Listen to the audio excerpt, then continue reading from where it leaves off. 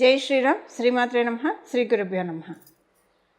2025 సంవత్సరం ఆగస్టు 8వ తారీఖు వరలక్ష్మి వ్రతం, శ్రావణ శుక్రవారం. అతిథులందరికీ ఎంతో ఇష్టమైన మాసం శ్రావణ మాసం. ఎంతో ఆతృతగా ఎదురుచూసే రోజు శ్రావణ మాసం యొక్క శుక్రవారం, పౌర్ణమి ముందు వచ్చే శుక్రవారం. శ్రావణ పౌర్ణమి ముందు వచ్చే శుక్రవారం చాలా అంటే చాలా శుభాంశాలతో కూడి ఉన్నది. ఈరోజు అందరం కూడా భక్తి శ్రద్ధలతో వరలక్ష్మి అమ్మవారి వ్రతాన్ని ఆచరించి అమ్మవారి కృపా కటాక్షాలతో మళ్ళీ వచ్చే సంవత్సరం వరకు కూడా మన కుటుంబంలో ఎలాంటి కలతలు లేకుండా, ఎలాంటి కష్టాలు లేకుండా, ఎలాంటి ఇబ్బందులు రాకుండా అమ్మవారు మనల్ని కొమ్ము కాస్తుందని చెప్పి అత్యంత భక్తి శ్రద్ధలతో మనం అందరం చేసుకుంటూ ఉంటాం. ఈ వరలక్ష్మి వ్రతము శ్రావణ మాసంలో శుక్రవారం రావడానికి కారణం ఏంటి? పౌర్ణమి ముందు వచ్చే శుక్రవారం మాత్రమే రావడానికి గల కారణం మనం ఒక్కసారి చూద్దాం.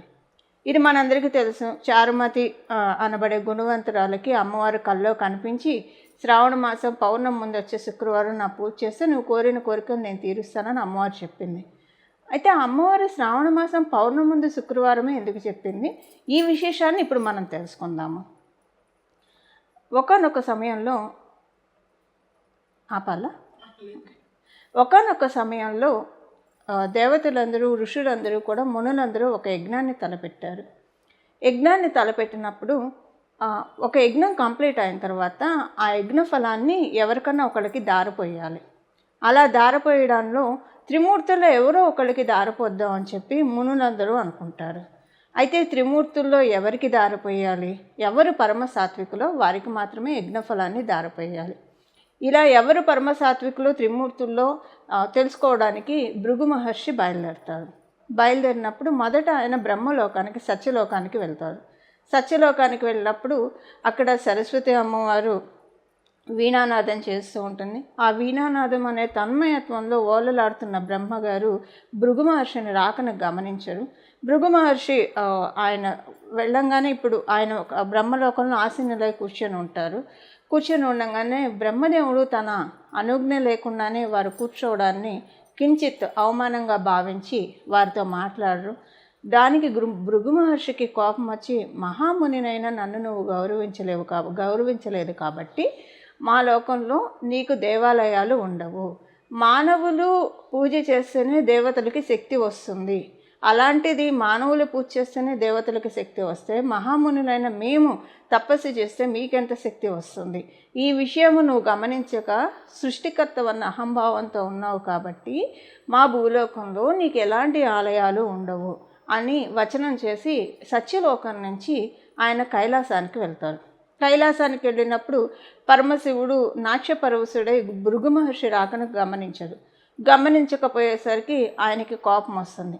మహామునినైనా నన్ను నువ్వు లక్ష్య పెట్టకుండా నీ ఆనందంలో నువ్వు తేలియాడుతున్నావు కాబట్టి మా లోకంలో నిన్నెవరూ కూడా విగ్రహ రూపంలో పూజలు చేయరు.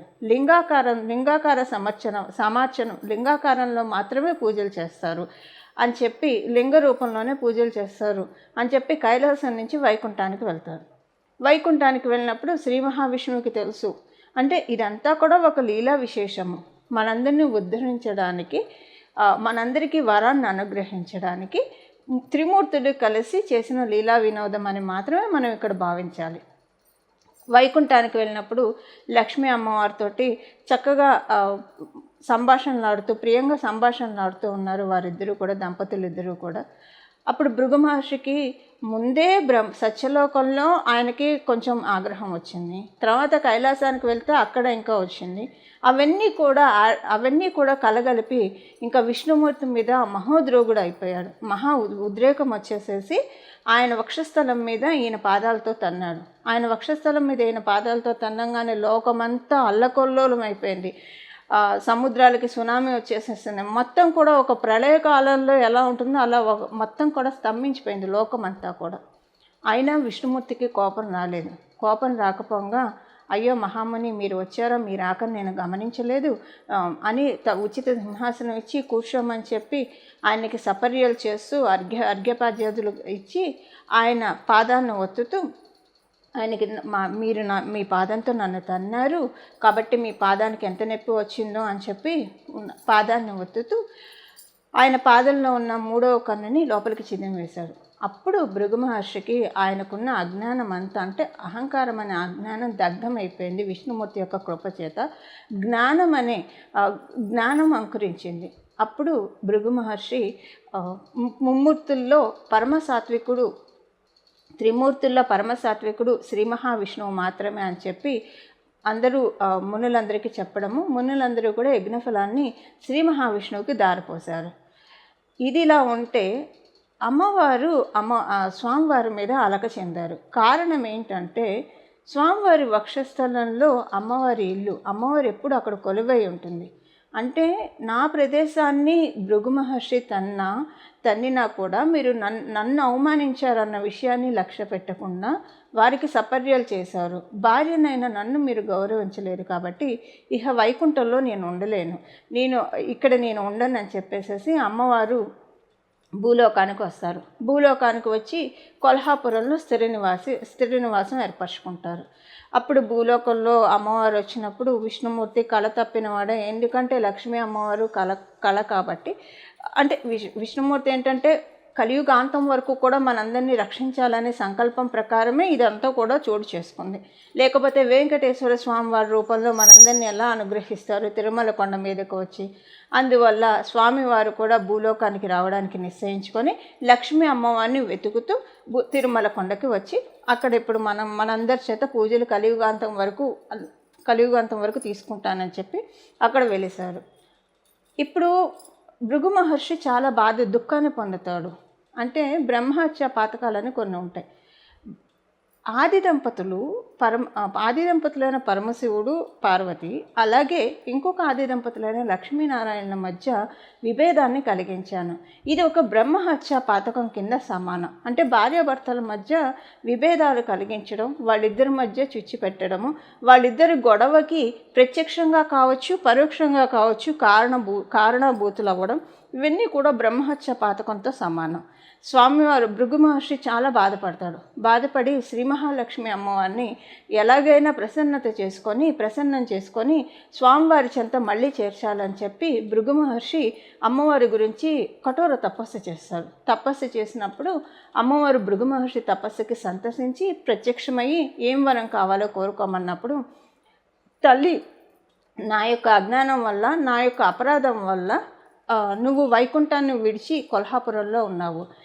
నా అజ్ఞానాన్ని నేను మళ్ళీ సరిచేసుకునే, నా అజ్ఞానంతో చేసిన పనిని సరిచేసుకునే అవకాశాన్ని నాకు కలిగించు.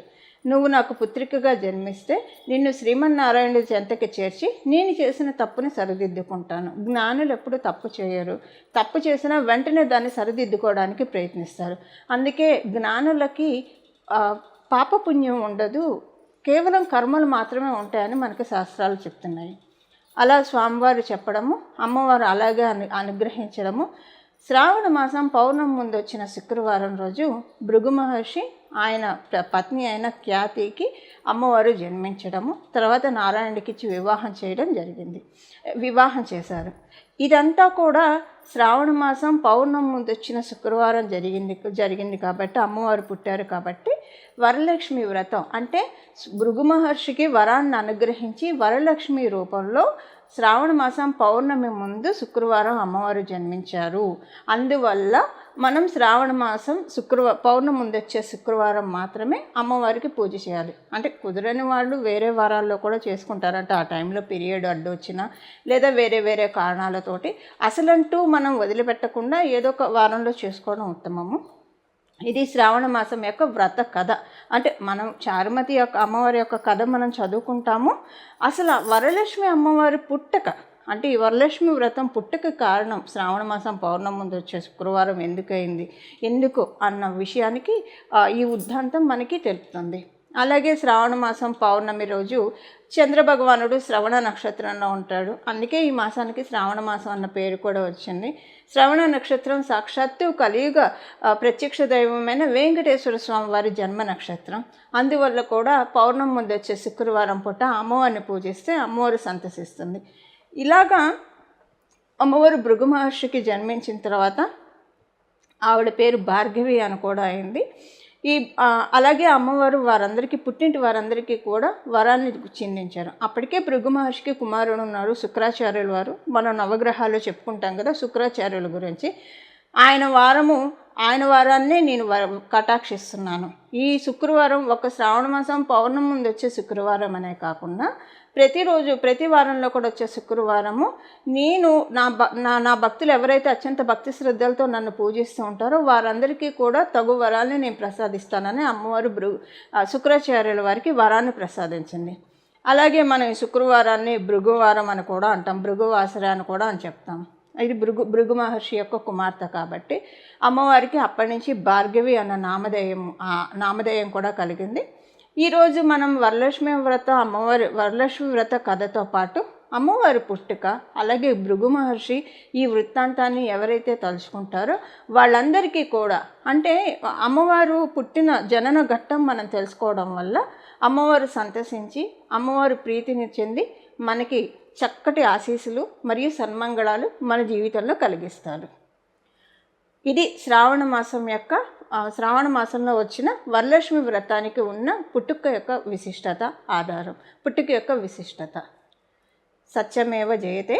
మంగళం. నమో భగవతే వాసుదేవాయ.